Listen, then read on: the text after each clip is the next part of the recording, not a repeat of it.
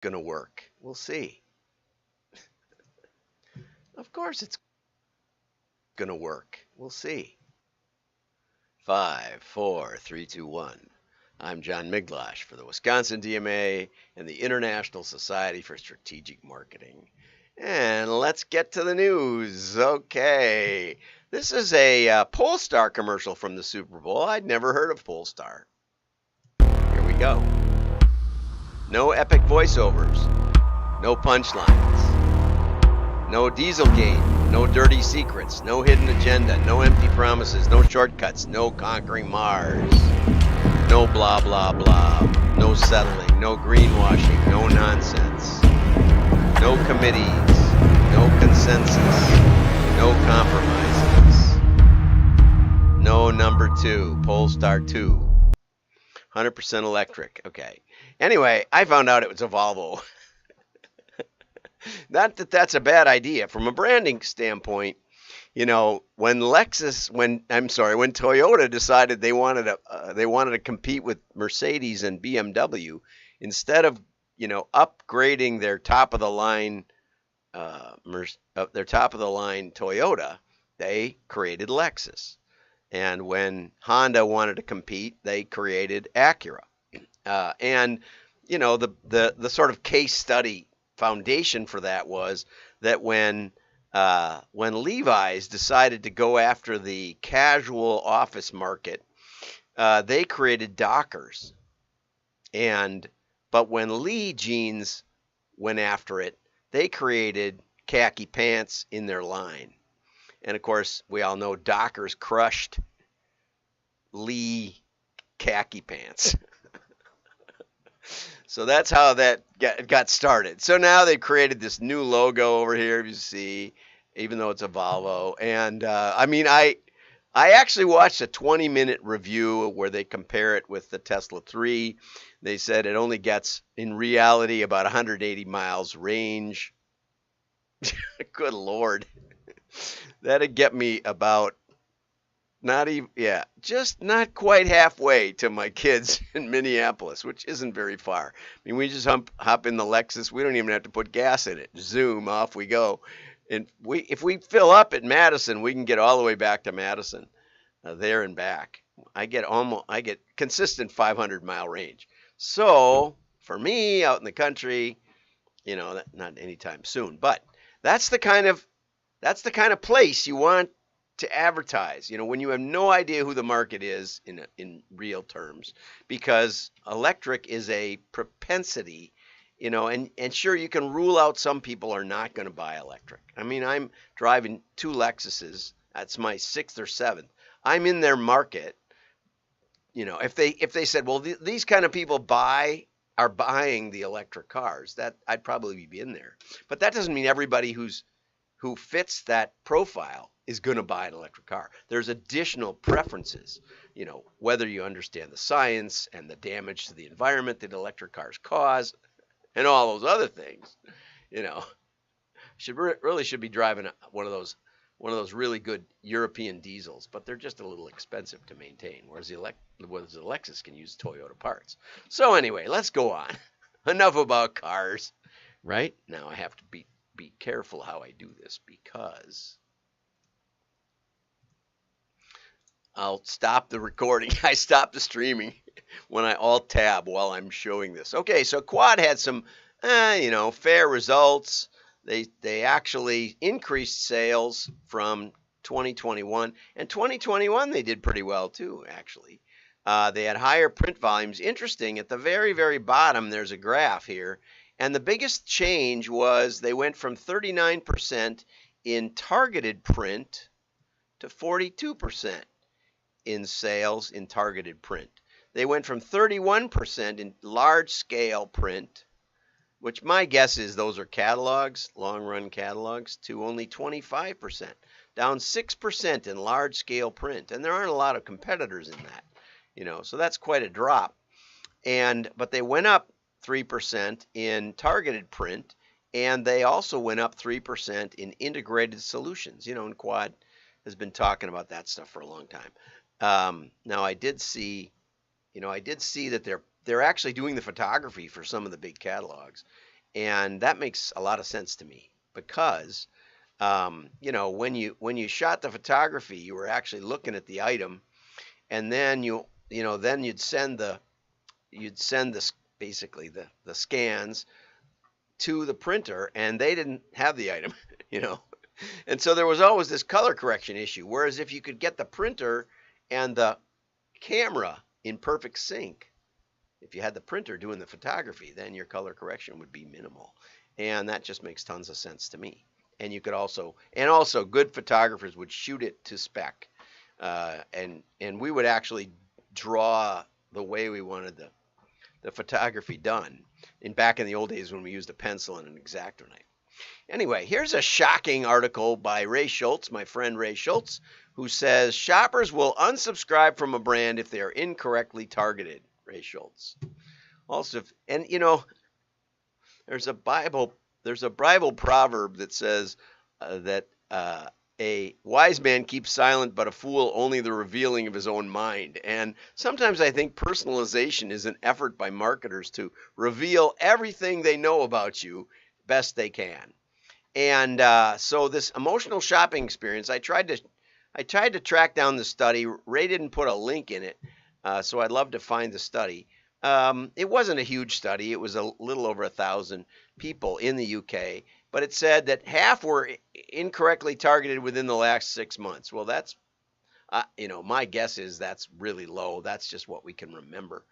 Of those 88% acted against the brand, took some action calling out the brand. 42% immediately unsubscribed to all of the brand's marketing content. 24% blocked all content from the brand on social media, and 22% decided not to purchase from the brand again. I think that's funny. Only 20. You never know. They might come up with the next, iPhone or something. Their main complaints. The number one complaint was they were offered the same item they had just purchased. That happened to me a lot with Amazon, and so I basically shop on those private browsers now, so that they can't just spread the cookie around of what I looked at. Okay, it's a simple solution. Open a private browser window, and use that for your shopping, and you won't get that to happen much anymore. Not age appropriate. Well, most ads aren't age appropriate to me. They all have young people in them. The only ones that are age appropriate to me are the drug commercials. Anyway, the prescription drug commercials. And they are gender identified, are misgenderized or whatever. I every now and then, like on ESPN or someplace, I'll see like an ad for cute sundresses, and I'm thinking, what are they thinking? Of course, ESPN will oftentimes, when I open it, lead off with women's college basketball, which I have zero interest in. In fact, it's confusing because I'll bring it up and I'll see that Wisconsin's playing Purdue or something, which would be a big game. They are playing Purdue March 1st. It'd be a big game. But they'll be like, they're playing them tonight. And I'm thinking, no, I'm sure they're not playing them tonight. And then I see that it's NCAAW instead of NCAA. And if you're dyslexic, you can go upside down, not just side to side. It's very confusing. I would love it if ESPN would have a I don't ever want to see category. They have a I like these teams, but they don't have an I don't ever want to see. And there's a lot of them I don't, hockey, no interest in, a lot of things.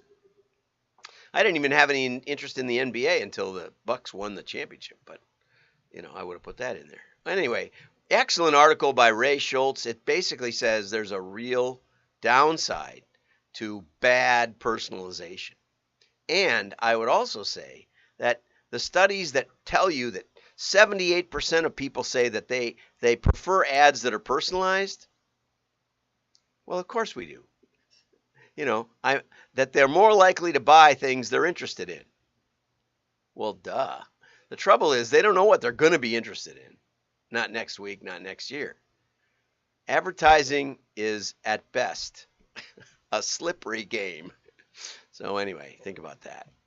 Maybe we'll do a special series or something on personalization because it is really, really misinterpreted. Those studies are just completely backwards.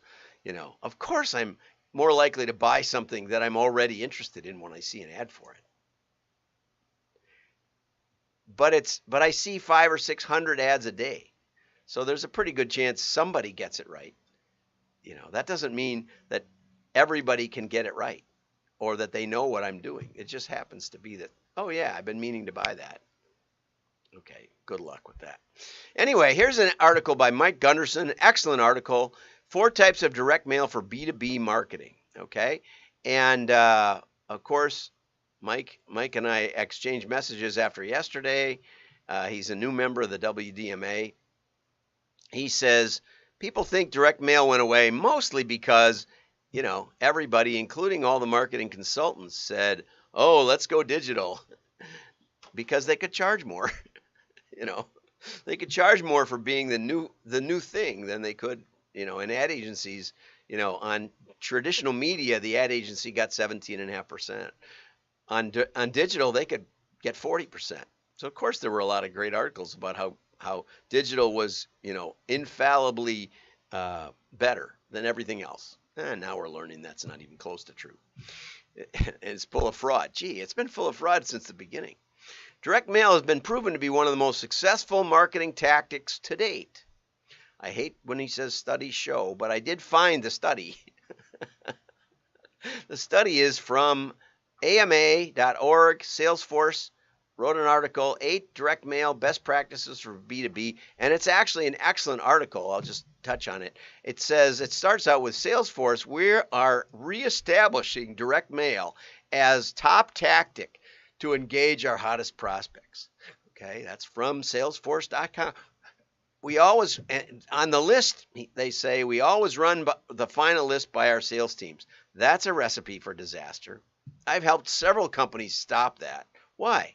Because the sales team puts their friends on there. They don't know who's the best prospect. They don't know who has the most potential. They know who they enjoy calling on. They know who's on the way between home and work on a Friday afternoon. The sales team has a very narrow, confirmation bias view of clients. So you need to get outside that. You need to make sure you're contacting them in some ways independently of your sales team, or when one of your sales team leaves, they take all their clients with them. Just telling you. That's the way it is. That's one of the reasons why we use B2B mail and phone and keep in touch with our customers in other ways. The other thing is that too often the salespeople talk about what they like. Why do I say this? Because I was a straight commission salesman for years. Door to door in industrial parks. Okay, that's how I got started. And I know that you talk about what you like, the products you like. You don't necessarily talk about the newest line. It'll only be around for another year or two, and then they'll have new ones. There's always new ones, but you talk about the stuff you know. Okay, so if you want your customers to know about the stuff that the salesmen don't talk about, then you got to market independently of the sales force. So I just heartily disagree with this. This is sometimes true. To have a 6-month review, we used to do that. We used to print out their customers and say, this are the ones we're targeting. Besides you, we're sending them gifts. We're doing all this extra stuff. Do you have any prospects that belong in the top contact area? And do you have any in the top contact area you think are really don't belong there and you don't want to waste the money? That's worthwhile. Not for every mailing, you'll never get it done. Clear call to actions. And this is a great little list. Do you want them to contact me or download the latest ebook or call to make an appointment or visit your website? Great question. Great question. There were, and customize. Some customization, of course. Financial services are looking for clients, whereas healthcare is looking for patients. Pretty good, smart thing. Personalized touches like the account rep's phone number and email, if you want to run it that way. Sometimes there's advantages, especially in lead qualification, to having them talk to the corporate sales assistant or something like that. Okay, and there's another good question. Is your mailer doomed for the trash, or will it be passed around and kept at your prospect's desk? So anyway, a lot of fun. Oh, this was a really clever phrase. Salesforce says that they use 100% recyclable materials. Okay. When I first read it, I thought it said recycled, which is kind of dumb. But all the mail, all the paper in the mail can be recycled. Most of it turns into cardboard boxes. Excellent for recycling. So anything in the mail is 100% recyclable pretty much. Even the plastic, but not, it's a little harder to get that fished out. Okay, create a follow-up plan, absolutely, and have fun. That's a great little article. Anyway, so Mike was referring to that. He also said that 21% less cognitive effort to process the information on mail. And that's from that sappy neuroscience study. So you get a much stronger recall. 79% of people take action compared to digital media, where or email 45%. Those that are interested in open it. And then, this is the American Marketing Association. These are the ones that I just reviewed. That's a different study up above. Align with Salesforce to help, not .com, but your own Salesforce to help choose your prospects. Be careful with that one. That's why I went over to this one, because there wasn't a whole lot there. But here are the 4 tips.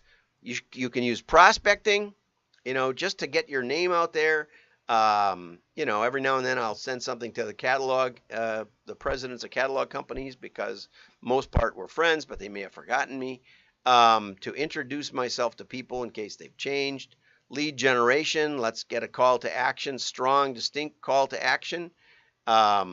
Let's meet for a call. Let's have a virtual Zoom-y cup of coffee. I'll send you a Starbucks gift certificate so you can join in.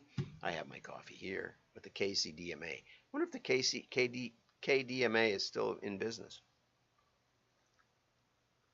Yeah, it is KCDMA. Okay, and that's when you want to hone in on the decision makers, which means that you probably want to send something unique, like we showed yesterday, the sample club, where we had sent them a mug, sent them a Swiss Army knife. There was nice stuff. Personalized bottle of wine or an invitation to join you for golf. You have to be a little careful with sending wine through the mail, I think. And I'm not sure, to be honest, 100%, but I would be cautious about that. And turn brand supporters and current customers into brand evangelists by sending them imprinted merchandise. I'm a big fan of that. Incorporating 3-dimensional mail and imprinted merchandise. Powerful, powerful thing. Way past the cost of a sales call in value. Okay, so B2B direct campaigns not only set you apart from the digital crowd, but also those who are sending big batch blanketed postcards and mailers. Good point. Here's a nice picture of Mike. Mike's a great guy. You really want to get in touch with Mike and give him a call and connect with him on LinkedIn. Have a great day. Like and share. Your friends will know you're smart. Bye-bye.